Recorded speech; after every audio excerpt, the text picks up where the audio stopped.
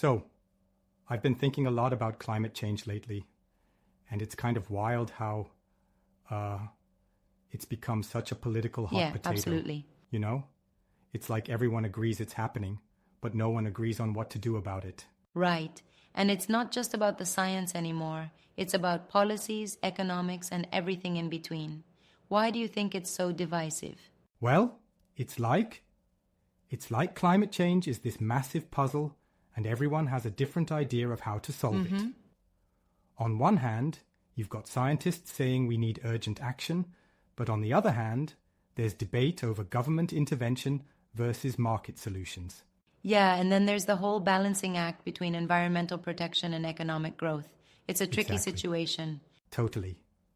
So, let's break down what climate change actually is.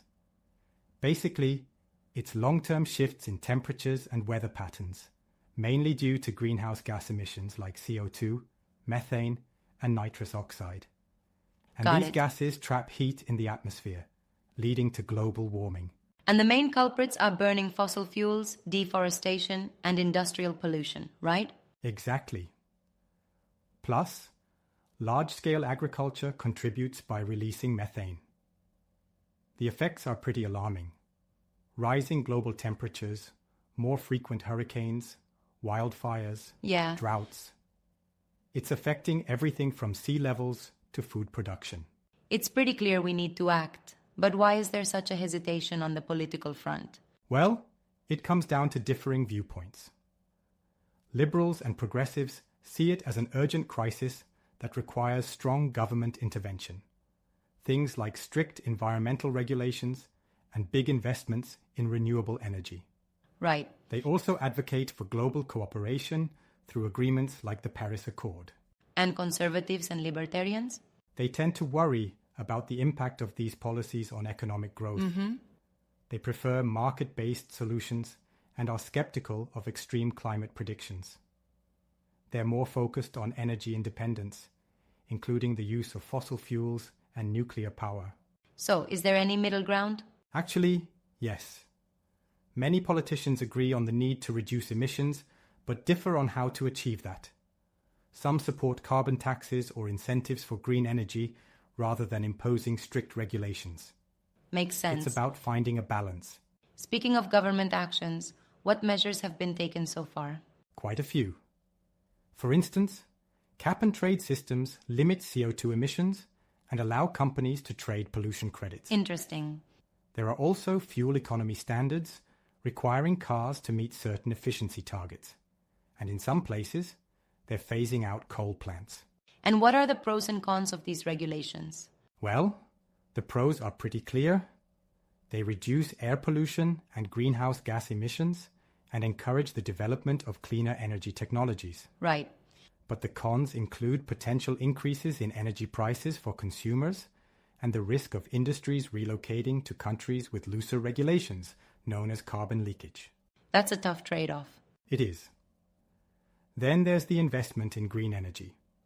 Governments subsidize wind, solar, and electric vehicle production, provide tax breaks for companies using renewable energy, and fund research into battery storage and carbon capture. This creates jobs in the green sector and reduces reliance on fossil fuels.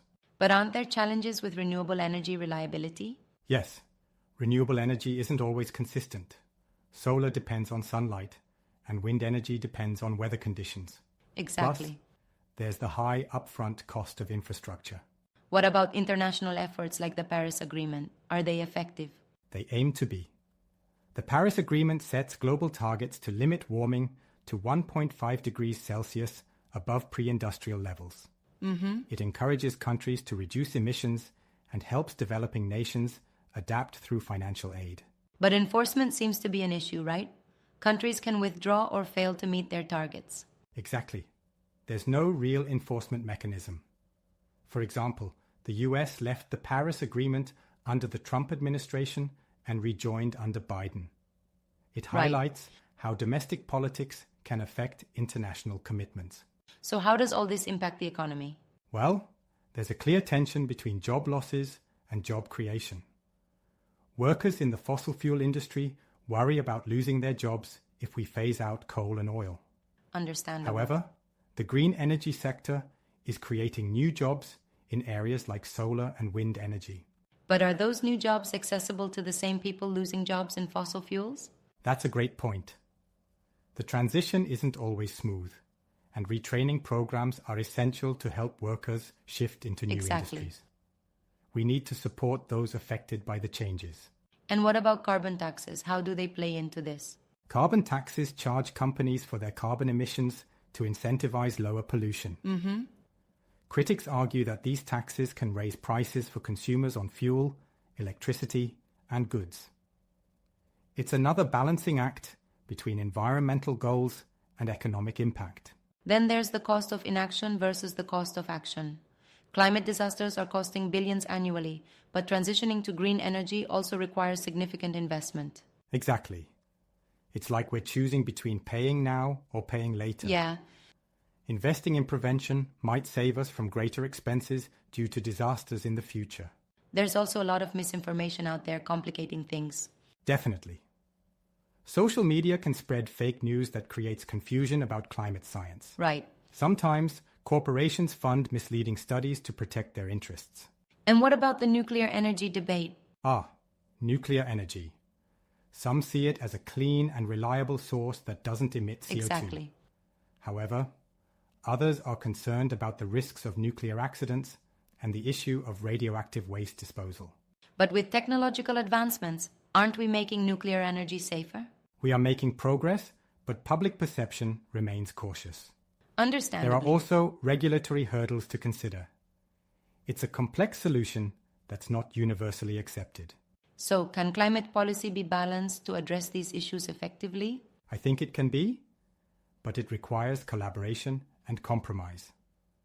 Possible solutions include investing in renewable energy without immediately shutting down all fossil fuels, using market-based solutions like carbon pricing, and focusing on adaptation strategies to protect vulnerable areas.